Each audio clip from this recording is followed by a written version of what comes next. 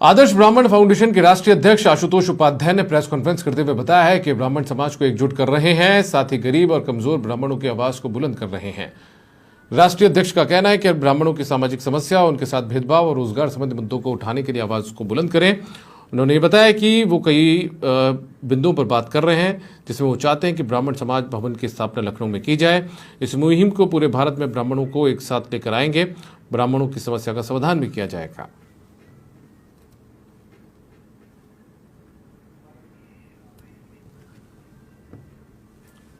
आदर्श Brahman foundation जो है ब्राह्मण के सभी मुद्दों को उठा रहा है, जिससे कि आज ब्राह्मण आक्रोशित हो रहे हैं। ब्राह्मण समाज के लोगों के साथ उत्पीड़न हो रहा है, उस पर सरकार ध्यान नहीं दे रही है। कोई गरीब ब्राह्मण है, उसके लिए सरकार ध्यान नहीं दे रही है। तो हम सरकार के खिलाफ नहीं हैं, हम उस सिस्टम के खिलाफ हैं जो सिस्टम हमारे इन ब्राह्मण समाज के लिए काम नहीं कर रहा है। जब हम अपना उद्धार कर रहे हैं तो जाहिर सी बात है हम सबके लिए फिर हम रहेंगे। हम इसका मतलब ये नहीं कि हम अपने चीज़ों किसी को विरोध कर रहे हैं। जब हम संपन्न हैं, हर तरीके से हैं, कैंसर जागरूकता अभियान में, वहाँ पे हम बिल्कुल नहीं देखते हैं कि कौन ब्राह्मण है कौन क्या है। बिल्कुल हर एक व्यक्ति की मदद होती है। आज जो आदर्श ब्राह्मण फाउंडेशन ने जो सवाल उठाए हैं वो ब्राह्मणों के उत्थान के लिए। आज तक जितनी भी पार्टियों ने शासन किया है उत्तर प्रदेश में, हर जात को बढ़ाया है। मुलायम सिंह की सरकार में Kurmi rally, Sahu rally, Yadav rally, सब रैलियां करके हर जात को आगे बढ़ाया। असल में आशुतोष जी बहुत दिन से पूरे भारत में सक्रिय हैं। ये रहते बेसिकली मुंबई में हैं, लेकिन ये पूरे भारत में हमेशा दिन भर यात्रा में ही रहते हैं। इनका मानना है कि ब्राह्मण समाज एकजुट हो और जो हम लोग के समाज की कमजोरियां दूर हों, और जो हमें आजकल राजनीतिक संरक्षण बिल्कुल भी नहीं मिल रहा है, बल्कि ये कहें कि अपोजिशन ही फेस करना पड़ रहा है।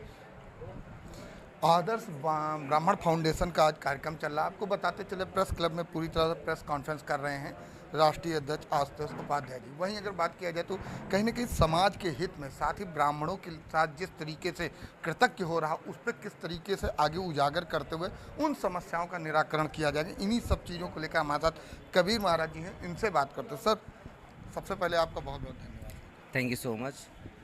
आदर्श ब्राह्मण फाउंडेशन जिस तरीके से तहत लगातार आवाज़ें उठाने की बात कर रहा है, उसका साफ कहना है कि जो भी ब्राह्मण लोग हैं जिनके साथ लगातार इस तरीके की घटनाएं हुई या कृत्य हुए, इनको आप लोग उठाएंगे और इनको न्याय दिलाएंगे। आखिर दिलाएंगे किस? जब हम न्याय की बात करते हैं दिलाने की, तो उसके लिए आपको अथॉरिटी चाहिए, और कोई भी क्षमता आप तभी विकसित कर पाते हैं जब आप एक संगठन के माध्यम से उसको प्रस्तुत करें। तो आशुतोष जी ने जो आदर्श ब्राह्मण फाउंडेशन करके संगठन बनाया है, ये एक प्रयास है समाज में एक वर्ग को संगठित करने का, जो कहीं ना कहीं शोषित किए जा रहे हैं या उनको उनकी किसी प्रतिभा के कारण पीछे धकेला जा रहा है। ब्राह्मण एक समय पे पूरे समाज में पूजनीय इसलिए होता था कि वो ज्ञान के सर्वोच्च शिखर पे था। अब धीरे धीरे क्या है, हर व्यक्ति उस पायदान पे चढ़ने की कोशिश में ब्राह्मणों को पीछे धकेलने की कोशिश कर रहा है। तो ऐसे समय में ब्राह्मणों को संगठित होना भी जरूरी है, अपने ज्ञान के स्तर को भी बढ़ाने की ज़रूरत है, और समाज में मिलके बाकी वर्गों को भी देखरेख करने की आवश्यकता है, क्योंकि जिनके पास नॉलेज का अभाव है, परंपरागत तरीके से जो विकसित नहीं हुए हैं, वो पीछे पिछड़ते चले जा रहे हैं। और ब्राह्मणों की ये मूल जिम्मेदारी है कि उस शिक्षण प्रशिक्षण के कार्यक्रम को सरकार के साथ, नई शिक्षा पॉलिसी के साथ मिलके उसको आगे बढ़ाएं। और जब एक बार ज्ञान का प्रभाव होना फिर से शुरू हो जाएगा, जो खंड खंड में विघटित हो गया है, तो ब्राह्मण फिर से वो सर्वोच्च शिखर पे, पायदान पे स्थापित हो पाएगा।